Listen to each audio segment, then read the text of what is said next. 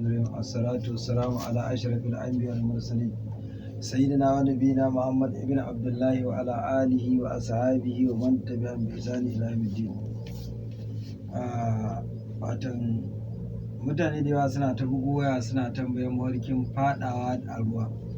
kamar yadda za a ga yara suna kurma, za a ga sun yi alkabura sun fada, to irin wannan fadawa ake nufi, ko kuma a ce a yi tsalle daga bakin gaba a fada ruwan mai yawa mai zurfin gaske. To irin wannan mawarkin muke son mai bayani, kamar yadda Abdulgani Annabalsi ya kawo a cikin littafinsa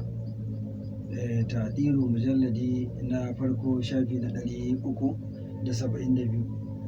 Ga abin da Abdulgani Annabalsi ke cewa duk wanda ya ga ya fada a ruwa mai zurfi mai yawa, to lallai hakika kuma ya ga bai kai ƙasan ruwan ba, yana ta iyansa, kamar yadda yara suke wasa irin ruwa mai zurfi su fada ba su kai ƙasa ba kuma su dawo, to lallai yana nuna cewa zai yi al'amura ko ma'amala da wani babban mutum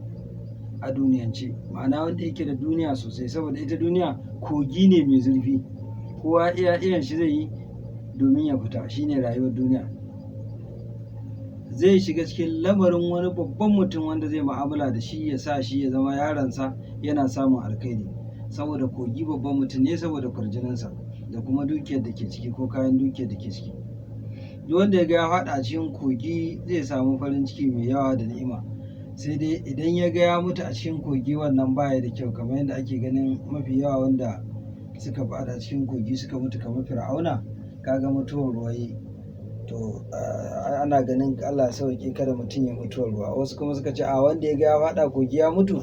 to mai yiwuwa shahada zai, dan mutuwa a cikin ruwa shahada ne, matuƙar mutum musulmi ne. Allahu a'lam.